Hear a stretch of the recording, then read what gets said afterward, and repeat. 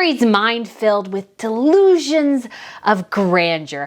And are Americans really all that supportive of Archie and Lilibet having the titles of Prince and Princess? Hello everyone, welcome to Royal News Network. My name is Brittany, and today we are talking about Harry's testimony, his written testimony in his court case against the Associated Newspapers, where he is very much displaying his Messiah complex. Harry, never fear guys. Harry is here to save us all. He is here to change the media landscape into something that better fits his idea and Meghans' ideals of what the media should be. He's here to change the world. He's here because he loves his country. The country, he abandoned and left and doesn't really seem to care about. And the grandmother who was the head of state that he ignored for 2.5 years, and the father who is also head of state that he ignores for 2.5 years. But don't worry, guys. He really does truly love the UK, a country, again, that he has no technical home in anymore. So we'll be looking at some of his written statements because it's quite fascinating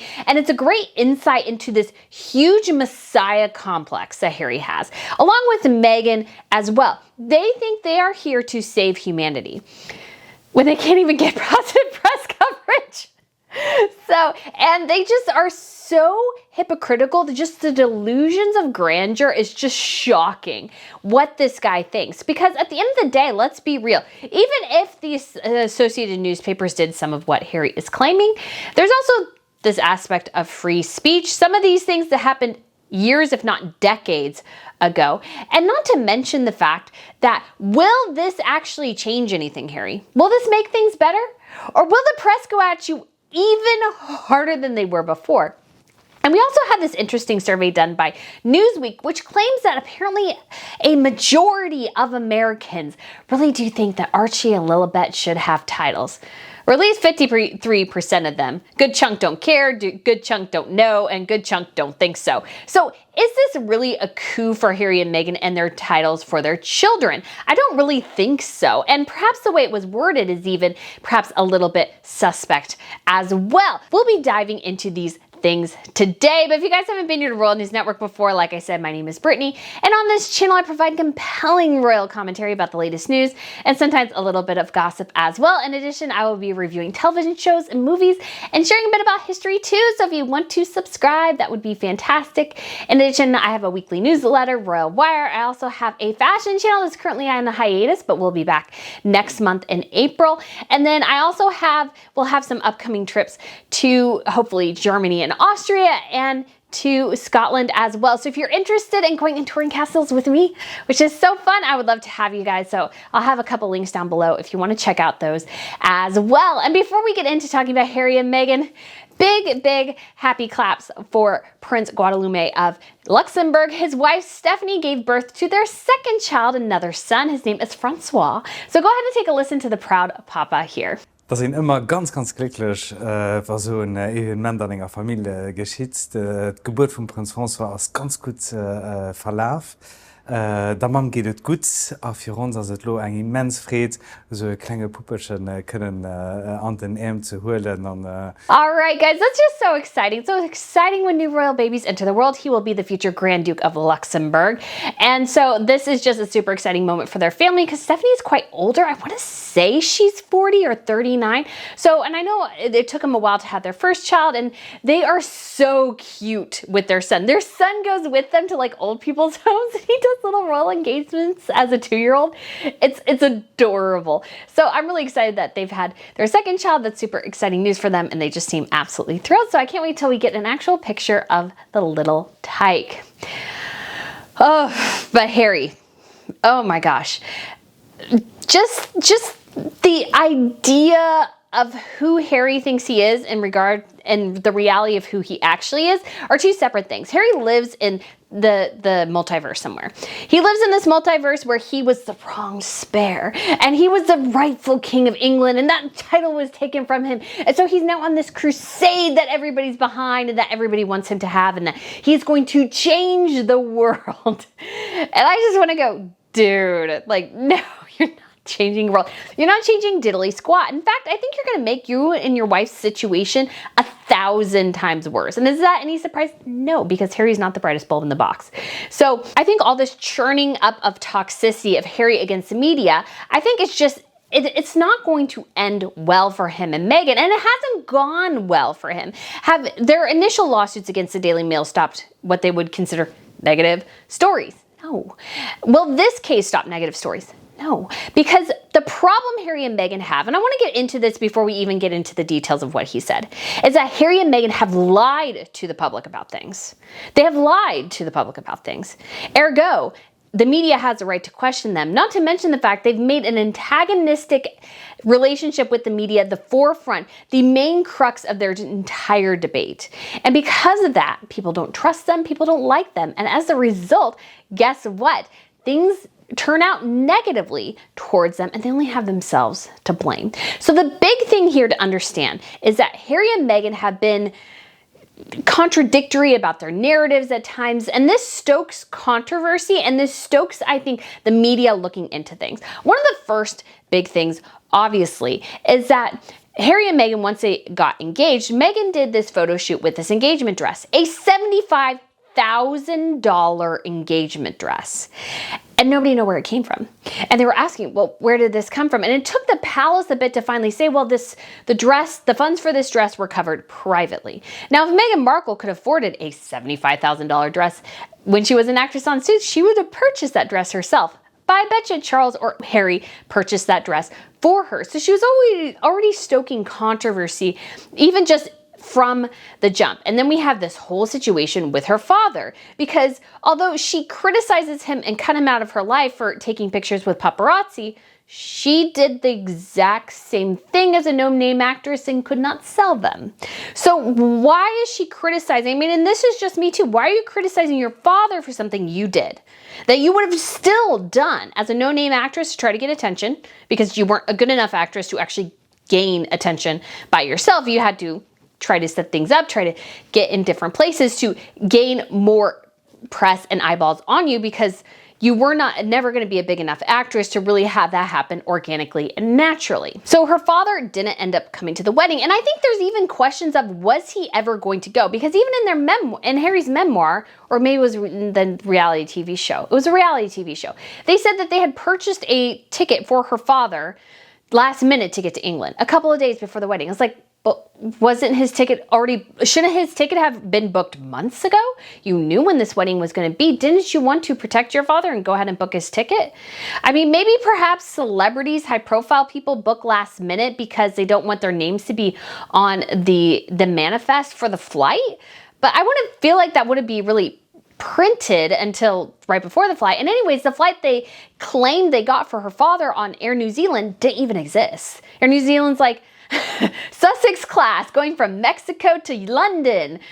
It was a joke because the flight just simply did not exist. There is no route between New Mexico and the UK for Air New Zealand. So it was like, everybody's like, well, where was your father going to go? And so Charles walked her down the aisle. Again, it was just this unnecessary blow up right before the wedding. And granted, again, you could put a lot of blame on her father, but I put some blame on Meghan too. Why didn't Harry meet your father? Why was he left on his own for so long? I know you say that he didn't want your help, but shouldn't you have forced him to get your help? Shouldn't you have brought Harry to Mexico if your father didn't want to travel? There was just so many things there that just didn't make a ton of sense.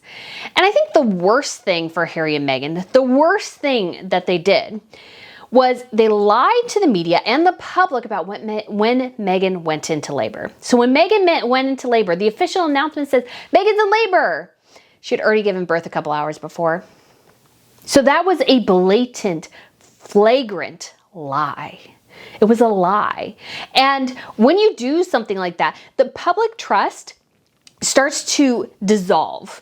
They don't like you as much anymore. They don't trust you as much anymore because you lied to them. You blatantly lied to them. Not only did you lie to the public, you lied to the press. And the press were frustrated because they looked like fools because you did that so you could get the social media post saying, it's a boy. That's why you did that. You wanted the social media clout, so you cut out the media that you didn't like. But in the process, you also lied to them. Lying to people does not generally go well for people. It's best not to lie. It really is. So when you have all this together, and then we also had the whole Mexit situation, and then the Oprah Winfrey interview, which was another huge thing, because I still get people saying, well, now that Archie and Lily have titles, now they get security. No, that was never the case. Meghan said, well, he doesn't have a title, so they won't give him security. It's like, it has nothing to do with that. Titles do not determine your security status. It's your connection to the throne. It's how close you are to the throne, how close you are, how critical you are to the continuity of the monarchy. And I'm sorry, Harry and Meghan, Archie is constitutionally irrelevant in this modern age.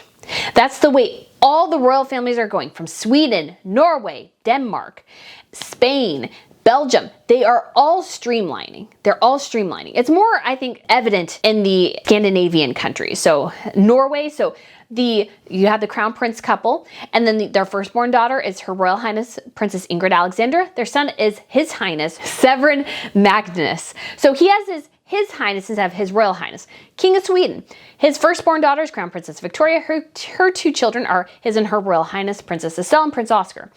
Her brother's children and her sister's children, so this is Prince Carl Philip and Princess Madeline, their children are Prince Alexander, Princess Leonor, Prince Nicholas, Prince Gabriel. They don't have a His or Her Royal Highness because they're no longer considered a part of the working royal household. So they are part of the royal family and the broader connection to the crown, but they don't have that status anymore. And then you obviously have the most recent case in Denmark, where the children of the spare, so this is Joachim and his wife Marie, they have 4 children. Their children used to be princes and a princess, so they technically have 2 kids, and he has 2 children from his previous marriage. So they have 3 boys, 1 girl.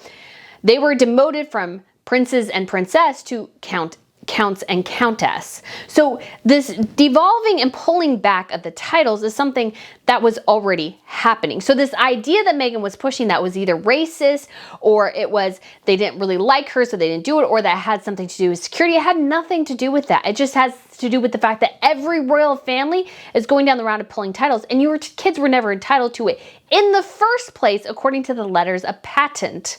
Because of that, you were not designated, you were not allowed, you did not have the opportunity to make your kids a prince and princess at the time that they were born, because Her Majesty was the queen. And they only changed it so the Prince of Wales, whoever is his heir, so in this case William, whoever William's children would be a prince and princess, because their father would be the future king. Harry's not in that situation. So again, Harry and Meghan taking the prince and princess titles for their kids is stupid, because they'll probably be pulled anyways. That's just the reality of the situation. They'll probably be pulled. They're all streamlining. They're all pulling back the title. So as I think once they become king, that situation will be resolved at some point. But getting back to this whole argument, Harry and Meghan have made it a habit of lying to people. And yet Harry is taking the high road here, saying that, well, the palace lied to me, the whole media complex is against me and my wife, and I am right, and I'm going to change everything because they're the liars. Like, but Harry, you lied too. And because of that, I don't think this is going to work in the slightest. Or it should not work, because Harry is as guilty as the people he's accusing. He's just has this superior mindset that him and Meghan can do no wrong. Therefore, he can do whatever he wants, and it doesn't matter. It doesn't matter, because Harry's in the right, because he's always right, because he is the savior of the monarchy. Not only monarchy now, he is trying to save the entirety of the UK, guys. A country he does not live in and does not spend any time in. Just the utter hypocrisy, the narcissism, the inflated ego to believe that is pretty crazy. So let's go into some of his comments. And so these are all part of a written statement. He said, there was no alternative. I was conditioned to accept it. For the most part, I accepted the interest in me performing my public functions. And so this is in regards to his, what he calls his uneasy relationship with the press. The institution made it clear that we did not need to know anything about phone hacking, and it was made clear to me that the royal family did not sit in the witness box, because that could open up a can of worms. Those are wise words. So Harry probably wasn't told the full truth, perhaps, of what happened, in part because the palace knew at the time that this happened, at the time that they figured this out, that Harry was a loose cannon, he was drinking a lot, he was abusing drugs, he has physically assaulted his protection officers. So for an unstable guy, would you tell him that people are spying on him and giving him details about that? No, they protected you because they were concerned about you. I understand generally that our government here in the United States does not tell us everything. Now, there's some things they should tell us that they don't, but I understand because we want to avoid mass hysteria that there's some things they don't tell us. And there's some things we won't know, perhaps for years. There could have been a very close nuclear strike, perhaps maybe in the 60s, but we never knew that because they kept it hidden because they didn't want people panicking because they said, oh, there's just something huge coming, we don't know, and yada, yada, yada, because people would just panic. And I think the palace was like, hey, you're going to panic here. You're going to freak out. You're already unstable. You're already a loose cannon. Why would we give this guy who's a loose cannon more ammunition? They wouldn't. So they didn't tell him. They didn't tell him. And again, who can blame him? Who can blame him? Who would want to tell Harry that perhaps maybe the media is spying on him in certain instances and giving him unnecessary details that don't really help the situation? Again, there's details that help and don't help. So for example, let's say I was thinking to myself, well, if I had like this huge medical emergency and they had to do all these different things to save my life, I would probably not want to know the gory details just because I think it would freak me out. Now, if it was a routine procedure, I've actually had surgeries. I've read this. I have one surgical report that I've read. Didn't really totally get it, but it's just cool to have, I guess. But if it came to something like very serious and life-threatening, I just don't think I would know because I don't think it would benefit me to have the knowledge of how they put my insides back together because I would be standing there going, oh my gosh, what if they didn't put them back together? Like I would just go on and on and on. So you understand why they kept certain things from him. And they did it for his benefit. But Harry cannot see that anymore. Everything is antagonistic. Everything is awful. Everything the monarchy, the institution did was horrible and abusive towards him. And I also understand the monarchy's process too is we don't want to open up a can of worms by putting you on the witness stand. Because Harry, I know you used to have respect of a lot of people, but once you're in a court case and once you're dealing with lawyers, they may go after things that you don't want them to ask you about. They may go after things you don't want them to talk about. So the logic here of keeping certain things secret, certain things perhaps better left unexplored is actually wise in a lot of ways. At the end of the day, what does it gain you? What does it gain you? It doesn't really gain you that much. And the palace is the one that instigated and say, hey, we have this information about this phone hacking thing. We need the police to investigate it, and Scotland Yard did. And at the end of the day, things were changed. Again, yes, the press is aggressive, but are they tapping landlines? Probably not, because nobody uses landmines anymore. Or not landmines. Nobody uses landlines anymore. So why would they tap them? They don't even exist. And technology has changed so much. A lot of this is just ridiculous and totally so old school at this point. What would be the point, really? And what you have to understand too is as celebrities have changed in a lot of ways, and so has the paparazzi industry, in part because people post so much on social media. Why do you need to shift through somebody's trash? They literally do something stupid online all the time. You know, because we had the Imagine song during the pandemic that celebrities sang that everybody hated. And then we had Vanessa Hudgens going off about the pandemic. Like, celebrities do stupid things to themselves. So we don't really need to tap phone lines anymore because we can just let them do their own stupid thing. Like, literally all the Daily Mail has to go through is scroll through social media and pull out a random post from a celebrity. They don't really, even the industry has changed so much. What Harry's railing against doesn't even really exist anymore. So the whole endeavor here is frankly kind of dumb. And so he goes on to say, if the defendant, the owner of various national newspapers, including the Daily Mail, which by its own definition is the most influential and popular newspaper in the UK, can evade justice without there being a trial of my claims, then what does that say about the industry as a whole and the consequences for our great country?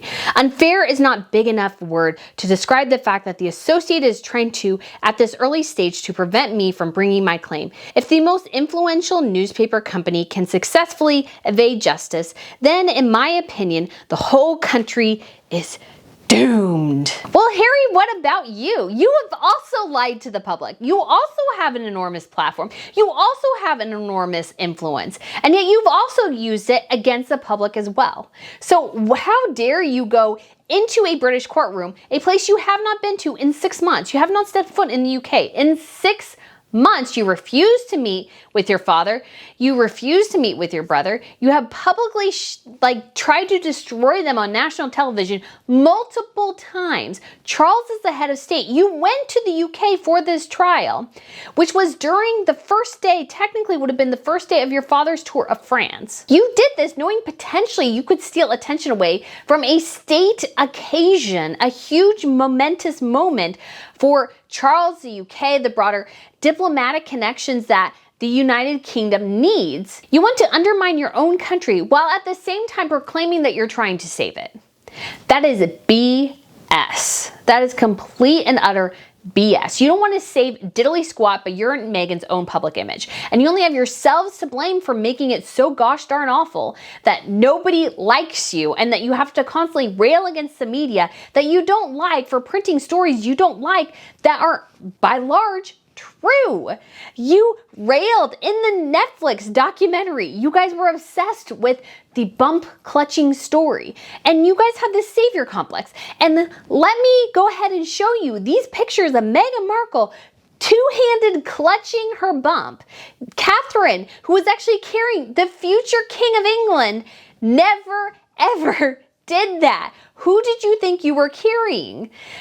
But you see this reflected in this image, I think, so much. She's standing there so proud with her, clutching her baby. There's nothing wrong with her standing there proudly, but two-handed death gripping her bump for a child that's constitutionally irrelevant to the future of England, to the throne, is stupid.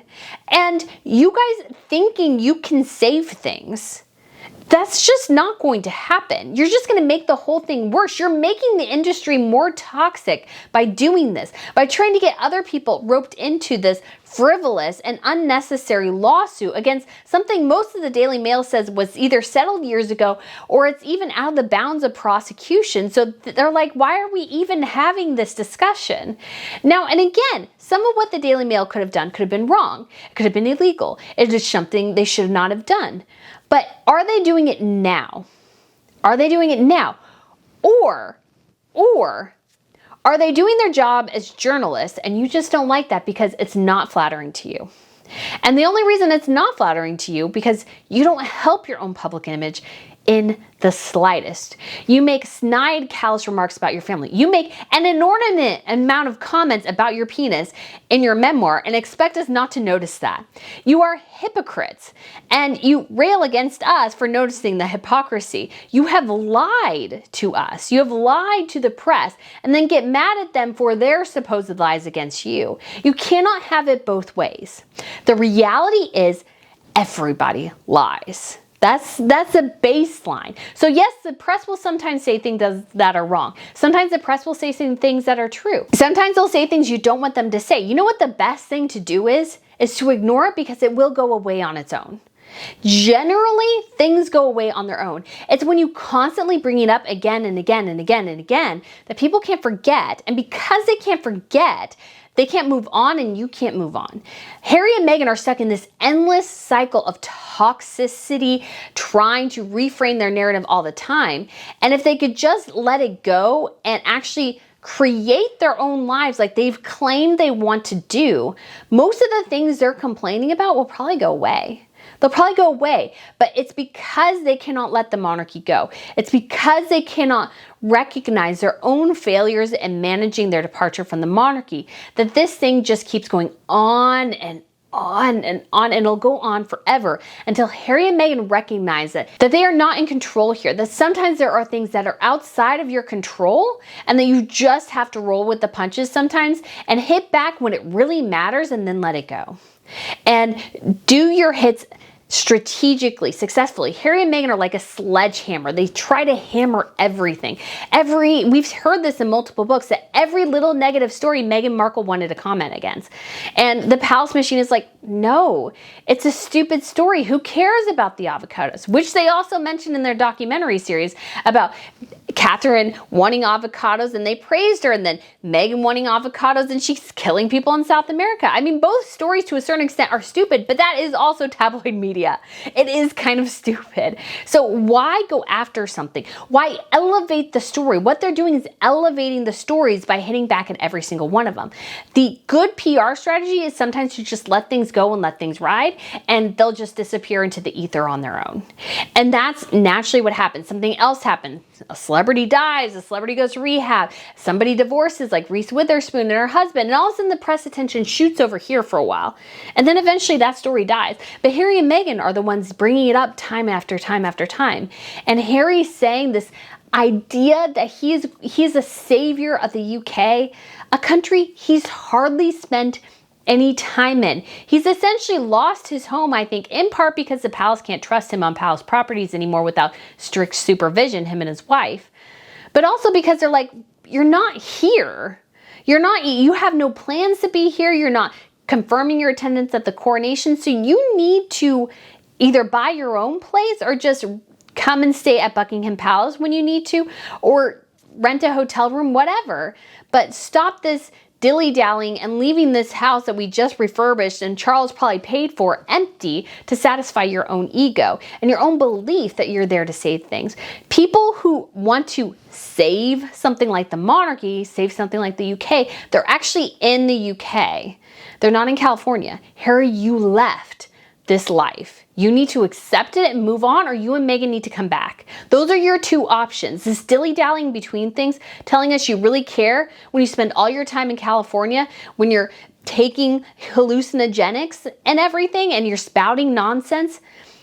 The UK rightly ignores you, and I think that's what they should do. That's what they should do in the future, is just ignore the nonsense of Harry and Meghan. And speaking of nonsense, we also have a new poll about Archie and Lily. Are Americans really that invested in having a Prince Archie and a Princess Lilibet? I've made my stance clear. I won't really call them that because I think it's dumb to call kids that who have spent at the grand total least Lily about 3 or 4 days in the UK and Archie 6 months or less, and spent a lot of that time traveling with his parents. So what do those kids know about the UK? Absolutely nothing. Will they spend any time there? Probably not. So having them walk around boasting that they're the Prince and Princess of Sussex is dumb. It's just frankly dumb. And I think most people recognize that, even in America.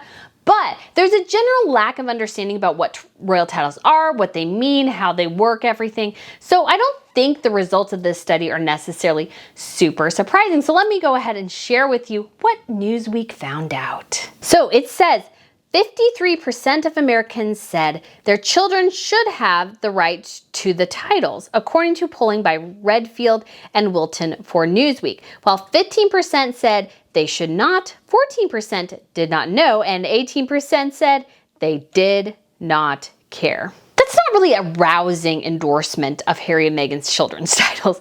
It is a majority, but there's also a lot of I don't know, I don't care, and no. So you look at this and 47% think that to a certain extent no, and just 53% say yes. I think a lot of this comes from perhaps the way the question was asked and just general ignorance. And people are wondering, should they have the right to the titles? But the real question is, should they use the titles? I think they should have a right to use the titles if they live in the UK, if they go to UK schools, if they spend any time with their royal relatives. Yes, I think they should have a right and access to those titles. But they live in Montecito. They don't spend any time there. Even when they went for the Queen's Platinum Jubilee, Harry and Meghan did nothing there basically, except for attend the service of Thanksgiving for Her Majesty and do a photo shoot at their home for Lily's birthday. And not going to any of the children events. So there were events where the Wales' kids were there, an event where all pretty much Her Majesty's great-grandchildren were there, except for the very young Sienna, and we even had little baby August was there, so that's Princess Eugenie's son, and then all the Tyndall kids were there, the Peters' kids were there, but were Archie and Lily there? No, and that would have been a great moment to be there with family. And you look at this coronation too, Harry and Meghan are dragging their feet and they want this to be a special family moment and they want Archie's birthday recognized. And I think the Daily Express just put up a story. It's like, well, the coronation will be Prince Archie's big moment. I was like, but But he doesn't live there. He's not really a prince there. I don't feel like you should be able to call yourself a prince of a place you do not live, have no connection to, really, except for your father who's wandering and so confused. He probably could tell you literally nothing about any of the monarchs that have come before him. If he could name some of the monarchs, I have this postcard I need to find and lists all the monarchs in like a funny little kind of melody type thing. And so it kind of gives them nicknames and stuff. So it would help you remember who was who. And I will get that out one day and I will memorize it. And I just thought that thing was so fun. It's like, if Harry could tell me anything about William the Conqueror, Queen Eleanor of Aquitaine, if she could tell me anything about Henry VIII, if he could tell me anything about, King William of Orange and all these different people within his ancient family, I'd be shocked. It's just this idea, this entitlement that him and Meghan had, that their children need to be a prince and princess of a place they do not live and clearly do not care about. Again, it's just silly. And I think it comes across to people as silly. Should they have the right is not should they use it. Should they use it? Well, maybe, if you're actually there. Because Princess Madeline, she lives in the United States, she lives in Florida with her family. Are her children going to school and calling themselves Princess Leonor and Prince Nicholas and Princess Adrian? Probably not. Will they do that in Sweden? Yes, because they're actually in Sweden. They're moving back to Sweden. They have spent time in Sweden as children. Adrian and Nicholas were both born in Sweden. Actually, Leonor was born in the United States in New York. She was actually born Her Royal Highness Princess Leonor before her grandfather stripped her Royal Highness status. So she is still a princess, so she is an American-born princess, unlike Lilibet. And so I think that is an interesting comparison because, again, I really don't think Princess Madeline's kids are running around calling themselves princesses and prince. And I think the Americans, I don't think if Archie and Lily start abusing those titles, I think that'll get old really quickly, especially if, again, Harry and Meghan have made the critical error of not giving their kids any connection to the United Kingdom. And they claim they want to, but it's like, why didn't you bring your kids longer for the Queen's Platinum Jubilee? You could have been there a month around the same time and you could have created a birthday party for Lily before or after the Jubilee when everybody perhaps might have a free day rather than everybody being extremely busy. They did this birthday party knowing nobody could attend because they all had engagements planned. And then they go up to visit the Queen and they want to bring their photographer. They demand it because they want to get their picture of their daughter and the Queen, so Lilibet, and they were denied. And I think that was absolutely 100% right to deny them. But I think it goes again to the narcissism of Harry and Meghan and how, once again, like the rest of Europe, I think Archie and Lily will only enjoy those titles for a short period of time. So was that a pointless endeavor to do that? Yeah, I think it was a brag factor. And I think if Harry and Meghan, like I said, start abusing those titles within Hollywood and starting their stuff going, or our kids are a prince and princess, I think that'll get old really quick. So this whole thing is rather fascinating, but I think really Harry and Meghan are on a trajectory of pushing themselves right off the cliff. But it'll be interesting to see how it all goes. But so far, Harry and Meghan's public reputation, any of these efforts, have they helped them at all? No. Will it get any better for them? No. And I think that's perfectly fine. So guys, let me know what you think of this video. Thank you so much for watching and I look forward to seeing you again soon. Bye.